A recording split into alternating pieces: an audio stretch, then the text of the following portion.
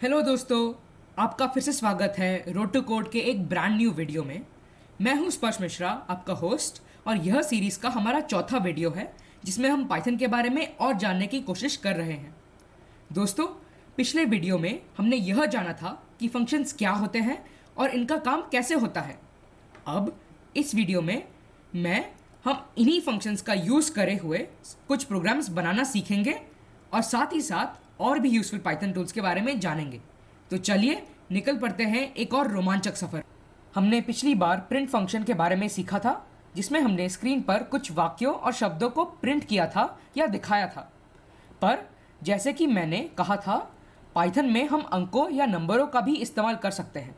तो चलिए देखते हैं हम इन्हें कैसे इस्तेमाल कर सकते हैं। तो हम ऑपरेशंस एंड ऑपरेंड्स के तरफ मुड़ते हैं। पाइथन में वर्ड्स प्रिंट करना तो हमने सीखा ही है, लेकिन पाइथन में नंबर्स के साथ भी हम काम कर सकते हैं। जैसे हम मैथ्स में ऐड, सब्ट्रैक्शन, मल्टीप्लाई और डिवाइड कर सकते हैं, हम पाइथन में भी प्लस, माइनस, एस्ट्रिक्स या मल्टीप्लिकेशन या डिवीजन या स्लैश का भी ऑपरेटरों का इस्तेमाल कर सकते हैं। यह ऑपरेटर बस सिंबल्स होते हैं जो मैथमेटिकल एक्शन को रिप्रेजेंट करते हैं पाइथन में, और हम लिखते हुए भी हम प्लस सिंबल का जैसे एडिशन के लिए यूज़ करते हैं, हम वैसे ही पाइथन में भी उसे लिखते हैं। तो चलिए देखते हैं हम इसे स्क्रीन पर कैसे देख सकते हैं। अब हम शेल की स्क्रीन पर मुड़ चुके हैं। आप देख ही सकते हैं कि आपकी स्क्रीन पर क्या है। आपकी स्क्रीन पर फर्स्ट स्टेटमेंट जो लिखा हुआ है वह प्रिंट 17 + 32 जो ब्रैकेट्स में लिखा गया है वो है। अगर हम शेल में एंटर दबा देते हैं तो हमें पता ही है कि हमें कमांड का आउटपुट मिलता है। इधर हमें आउटपुट 49 मिल रहा है। इसका मतलब ये है कि 17 + 32 हो गया है पाइथन में, एंड उसका आउटपुट जो है वह हमें मिल चुका है सक्सेसफुली। हम नीचे भी देख सकते हैं कि हम पेपर पे जैसे लिखेंगे 17 + 32 हमें 49 ही मिलेगा। तो पाइथन हमारे जैसा ही मैथ कर रहा है, पर हमसे यह कर सकता है वो कि वह फास्ट करेगा। वैसे ही अगर हम बाकी के एग्जाम्पल्स भी देखें तो 25 / 4 जो 6.25 होता है वह भी पाइथन हमें देगा। वैसे ही 3 × 23 जो 69 होता है, पाइथन हमें वही देगा।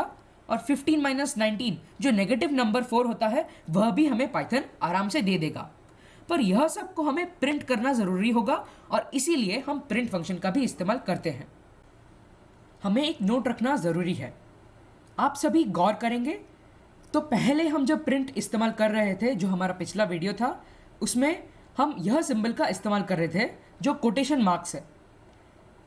वह इसलिए ताकि हम जो भी ब्रैकेट्स में लिखते हैं या उसे लिखा जाता है उसे जैसे कहे तैसा ही हमें प्रिंट करना है।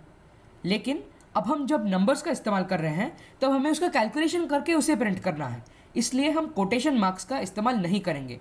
पर अगर हम इस्तेमाल करते हैं तो चलिए देखते हैं क्या होता है।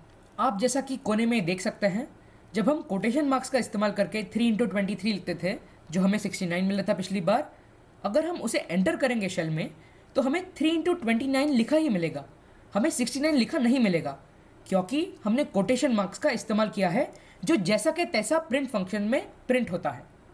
पर अगर हम अभी हेलो का देखेंगे, जो हम इस तरह लिखेंगे बिना कोटेशन मार्क्स का इस्तेमाल करें, तो हमें एक अच्छा एरर मिलेगा जहां लिखा है कि हेलो इज़ नॉट डिफाइंड। तो देखते हैं इसका मतलब क्या है। हमने पिछली स्लाइड में नॉट डिफाइंड का एरर देखा था। उसे समझने के लिए हमें पाइथन में वेरिएबल्स को भी समझना ज़रूरी है। मान लीजिए आप एक सिंपल प्रोग्राम बना रहे हैं जो किसी भी नंबर की टाइम्स टेबल लिखता हो। अभी तक हमने जो सीखा है उसका इस्तेमाल करते हुए तो हम ये प्रोग्राम कुछ इस तरह लिखेंगे। जैसा कि आप अपने स्क्रीन पर देख सकते हैं, हम तरह तरह के प्रिंट स्टेटमेंट्स का इस्तेमाल करके 5 का टाइम टेबल खुद ही से लिख सकते हैं। अगर हम इस मॉड्यूल को रन करेंगे तो हमें कुछ ऐसा नज़र आएगा, 5, 10 और वैसे लेकर 5 का टाइम टेबल। आप देख सकते थे कि एस्ट्रिक्स या स्टार सिंबल का इस्तेमाल करके हम मल्टीप्लिकेशन कर रहे थे और उसी से हम टाइम टेबल भी बना रहे थे। बट अगर हम 13 का टाइम टेबल बनाना चाहे तो हम वो कैसे करेंगे? जाहिर है आपको पहले बनाए हुए कार्यक्रम या प्रोग्राम का संशोधन करे सारे 5 नंबर को 13 में बदलना होगा। लेकिन ऐसा आप कब तक कर रहे होंगे? आप अगर 100 तक नंबर्स के टाइम टेबल बनाना चाहे तो हमें कॉपी पेस्ट करके हर एक खुद से ही नंबर एडिट करना पड़ेगा। इसे घंटों का काम माना जाता है और इसी काम को कम करने के लिए पाइथन में वेरिएबल्स का उपयोग भी किया जाता है। दरअसल अगर हम देखेंगे तो वेरिएबल्स यानी कोई एक ऐसा सिंबल होता है जिसकी खुद की कोई वैल्यू नहीं होती है, बल्कि उसकी वैल्यू हमें डिसाइड करनी पड़ती है या डिफाइन करनी पड़ती है। एक एग्जाम्पल समझते हैं। इंग्लिश अल्फ़ाबेट के सभी लेटर्स पाइथन में वेरिएबल्स की तरह काम कर सकते हैं। किसी भी वेरिएबल को वैल्यू देने के लिए उसकी वैल्यू को इक्वल करना पड़ता है, जैसे आपको आपके स्क्रीन पर अभी दिख रहा है। तो अब a की वैल्यू 4 हो गई है। मैं आपको यह युद्ध अपनी स्क्रीन पर प्रयत्न करने के लिए कहूँगा। आप फॉलोइंग प्रोग्राम को अपनी स्क्रीन पर टाइप कर सकते हैं और आप खुद ही शेल का मज़ा उठा सकते हैं। टेस्ट करने के बाद आपको पता चलेगा कि a की वैल्यू अब 4 हो गई है और वही अभी प्रिंट हो रहा है। पाइथन उसे 4 समझता है और उसे आराम से प्रिंट कर लेता है। बस इसी चीज़ का फ़ायदा उठाकर हम हमारे पिछले प्रोग्राम में वेरिएबल्स का इस्तेमाल कर सकते हैं। वह हम इसी तरह करेंगे। जैसा कि आपको आपके स्क्रीन पर दिख रहा होगा, हमने पहली लाइन में a = 5 लिख दिया है, यानी हमने वेरिएबल को डिफाइन कर दिया है और 5 की जगह हमने सब जगह a का इस्तेमाल किया है प्रिंट स्टेटमेंट्स में। इसका मतलब यह होता है कि अगर पहली लाइन में हमने 13 कर दिया 5 को, तब 13 का टाइम टेबल हमें प्रिंट की मदद से मिलेगा। जैसा कि आप देख सकते हैं, मैंने अभी 5 को 13 में कर दिया है। तो चलिए इसे रन करके अभी हम देखेंगे। जैसा अभी आपको दिख रहा होगा, यह 13 का टाइम टेबल हो गया है। तो इसी आसान तरीके से हम वेरिएबल्स का इस्तेमाल टाइम टेबल में कर सकते हैं और अन्य जगह पे भी कर सकते हैं। अब मान लीजिए अभी हमारा पहला प्रोग्राम यूज़ करते हुए आपको एक ऐप बनानी है जो नंबर इनपुट करने पर उसका टाइम टेबल बनाता है। तो हम ये इनपुट का इस्तेमाल कैसे करेंगे? हाँ, हम प्रोग्राम में जाकर a की वैल्यू तो चेंज कर ही सकते हैं, बट वैसा करना अच्छा नहीं होगा। जहाँ पर हमें हमारा स्क्रिप्ट हिडन रखना है, ये एक अच्छा ऐप बनाना है, वहाँ हमें पाइथन के और एक फंक्शन जो इनपुट फंक्शन होता है उसका इस्तेमाल करना पड़ेगा। इसे हम कुछ इस तरीके से करेंगे। जैसा कि अब आप अपनी स्क्रीन पर देख सकते हैं, वैसे ही हमने पहली लाइन में एक बदलाव लाया है। 5 या 13 नंबर लिखने की जगह हम एक इनपुट फंक्शन का इस्तेमाल कर रहे हैं। इनपुट फंक्शन का मतलब यह होता है कि हम जो भी कुछ एंटर करेंगे वह इनपुट हो जाएगा a में और a को उसकी वैल्यू मिल जाएगी। हमें कुछ पहले से डिफाइन करने की ज़रूरत नहीं होती है।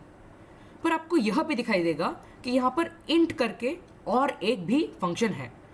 इसे एक्चुअली हम फंक्शन नहीं कहते हैं, पर इंट का इस्तेमाल यह किया गया है कि जब हम कोई नंबर का इनपुट करेंगे तब उसे पाइथन को नंबर जैसा ही समझ में आना चाहिए, इसलिए उसका उपयोग किया गया है। तो चलिए इसे रन करके देखते हैं। जैसा कि आप अभी अपने स्क्रीन पर देख सकते हैं, वैसे ही हमें एक ब्लिंकिंग कर्सर दिखेगा। इसका मतलब यह होता है कि प्रोग्राम किसी इनपुट को ज़रूरी मांग रहा है और उसे हमें एंटर करना होगा। तो चलिए अभी 13 एंटर करेंगे। जैसा ही हम 13 दबाकर एंटर करेंगे, तब हमें 13 का टाइम टेबल दिखाई मिलेगा। और अगर हम उसी तरह से कोई और नंबर भी करेंगे तो हमें उसका टाइम टेबल भी मिल जाएगा। इसे हम इस तरीके से देख सकते हैं। अगर हम अभी वापस रन करेंगे और कोई भी और नंबर का इस्तेमाल करेंगे, जैसा कि मान लिए अगर हम 20 का टेबल जानना चाहते हैं, तो हमें इसी तरीके से मिल जाएगा। और यह आपका पहला और सबसे सिंपल ऐप है। कॉन्ग्रेचुलेशन। अगर हम इस ऐप को कुछ और भी अच्छा करना चाहें या सिर्फ ब्लिंकिंग कर्सर छोड़ना ना चाहें, तो हम एक मैसेज भी अंदर इनपुट के डाल सकते हैं। वह कुछ ऐसा दिखेगा।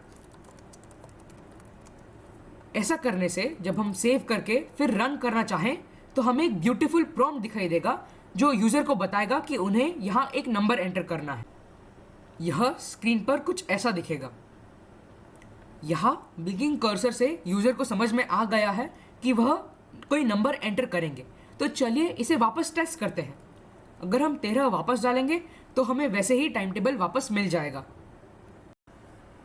तो देखा आपने, पाइथन के इस सिंपल इस्तेमाल से भी हम कितने सारे कार्य कर सकते हैं। इन थियरी एक ही प्रोग्रामिंग लैंग्वेज, जो इस केस में पाइथन है, उससे हम कंप्यूटर पर सभी पॉसिबल टास्क कर सकते हैं। That is how powerful Python is. तो इसीलिए हम उसका इस्तेमाल कर रहे हैं और अपनी रोड टू कोड की जर्नी में पाइथन का भी इस्तेमाल कर रहे हैं। तो चलिए इसी के साथ वीडियो आज का ख़त्म हो गया है और फिर मिलेंगे अगले एक हफ्ते में और रोड टू कोड के नए सफ़र पर चले बनेंगे। धन्यवाद।